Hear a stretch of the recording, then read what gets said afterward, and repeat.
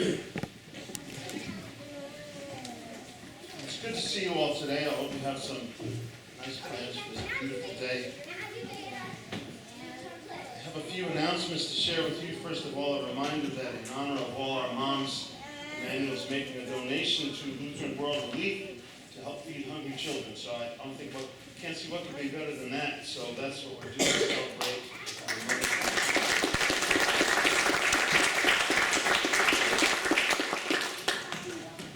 Also, we missed something last week. I would like to invite all the nurses in our congregation to stand up, whether you are currently or have been. Would you stand up? Come on, I know there are like 50 of you out there. Irene, we have to call you by name.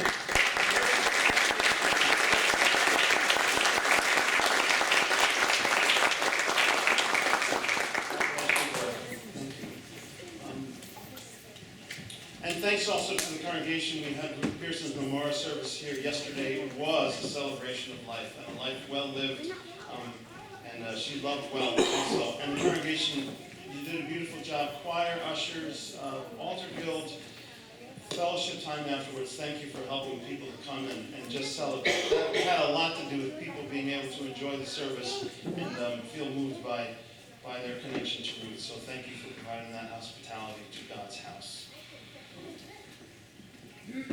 Let's see, Tony is going to give us a brief vision update on where we're at in that process.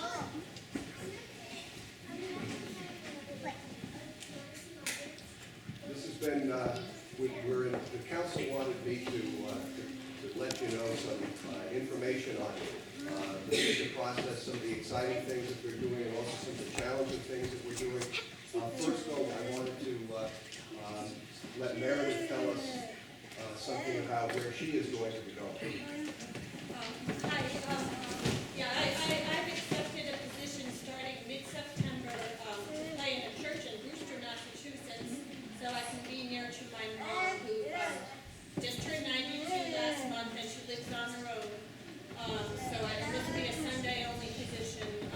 So I will be leaving here middle of August or sooner if you find somebody sooner than that, and I'll be taking a new position in Brewster, Massachusetts, starting mid-September. Okay, thank you. I think we should all give Meredith a hand because we.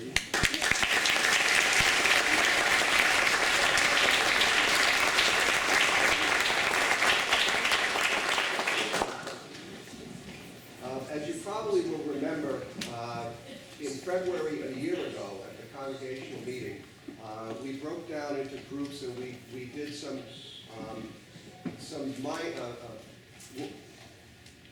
we tried to figure out where the church should be going, what changes we might want to make, what vision we had for the church. And after that, in March of last year, the council had a retreat with the council and the deacons, and we further brainstormed that idea. We ended up breaking into creating three committees. One was a music committee that was headed by Lee Pollock. Another one was the Children and Family Committee. I believe that was headed by Steve Scholler. And then we had the Outreach and Community Program Committee, and Karen Falco was on that.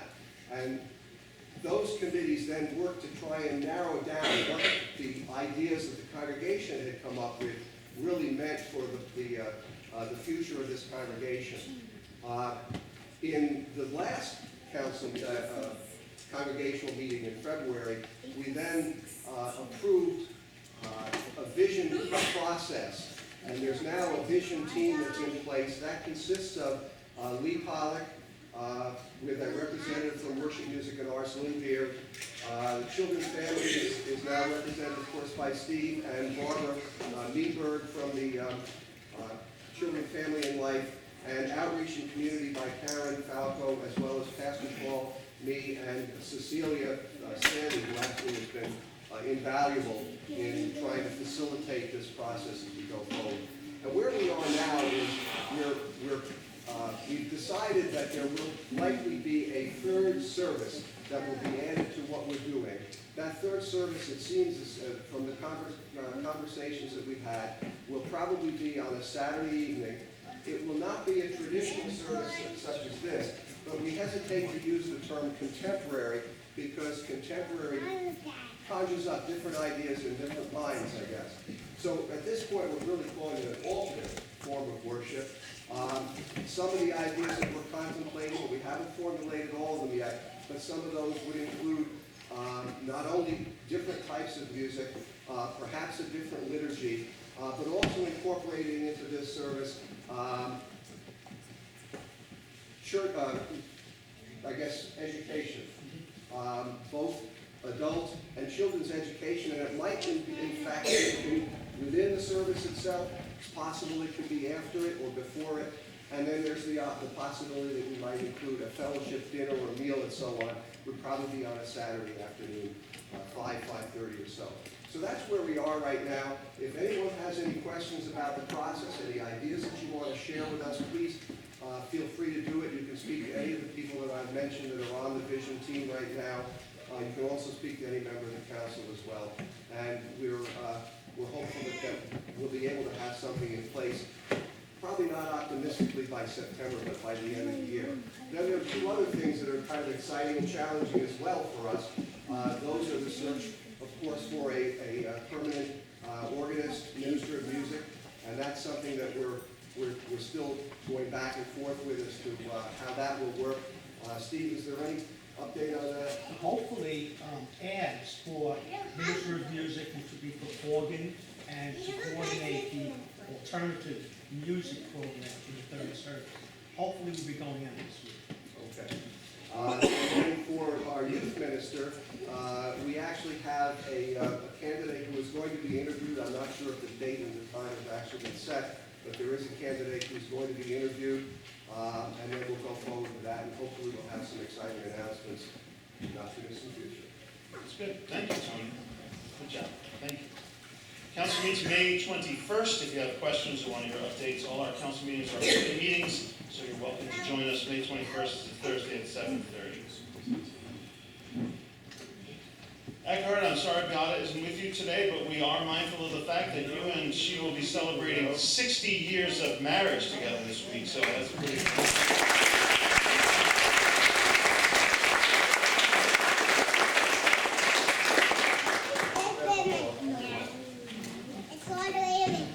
You received the email, if you're on our email list, you received the email from the Synod that today is being commemorated in loving memory of Officer Brian Moore by being asked to wear blue.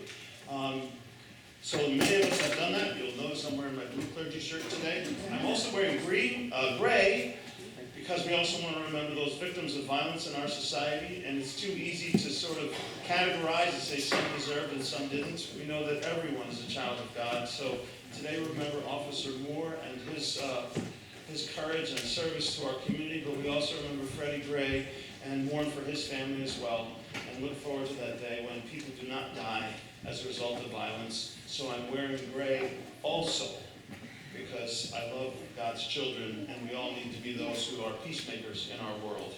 So I wanted to let you know about that. Thanks to Ken Shimazu and Nancy and her family for putting the flowers on the altar. Ken in memory of Ruth Pearson, Nancy and her family in memory of her mother, Norma. Youth Sunday is coming up on May 31st. If you want your child to participate in that, please speak to Barbara Meadberg, who is coordinating that service, or Alana and Sonia, and you guys are here, obviously. Sonia's there, Alana's there. Are you doing something after the service today to get ready for that? We'll probably meet with each other and anyone else who wants to help, maybe ideas. Okay, where will you be? We can meet downstairs first, I guess. Okay, so look for Sonia or Alana if you would like your children to participate. They're coming up with some pretty cool ideas for celebrating Youth Sunday, so that's your opportunity.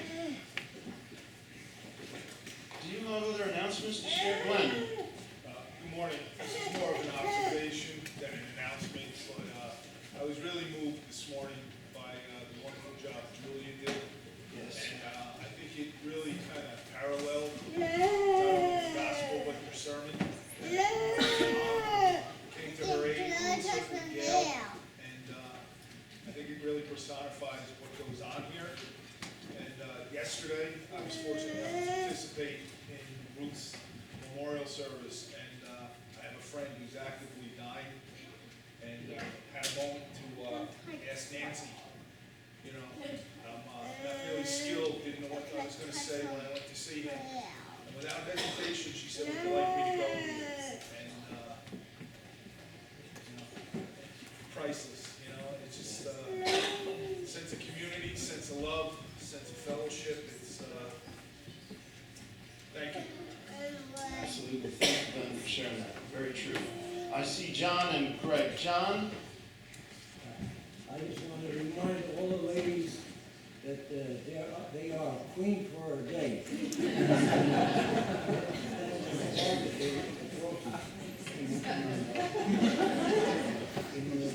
Next month, that the men will be a king for a day. I wait for that day, John. Greg?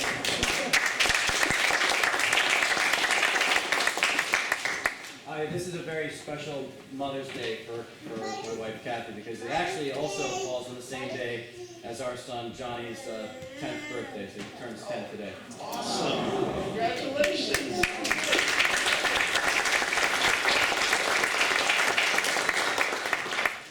Happy birthday, Johnny. Have a good one. You're very blessed. Birthday to you. Happy birthday to you.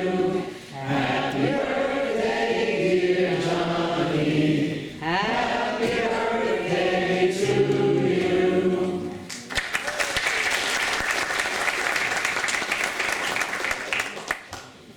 Okay, the last announcement, do you have something? I just wanted to mention that I The want last to time is 8:15, not 8:45. 8:15 is our last hymn, but before we do that,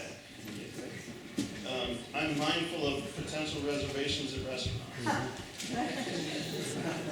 But Michael Falco is leaving to study in Italy for 2 months, right? How cool is that? And we are going to bless him on his way, because as Glenn said, that's what we do, right? We share that love and support. So, Michael, I'm going to ask you to come up, bring your family with you. I'm going to ask the rest of you to come up, and we're going to bless Michael, okay?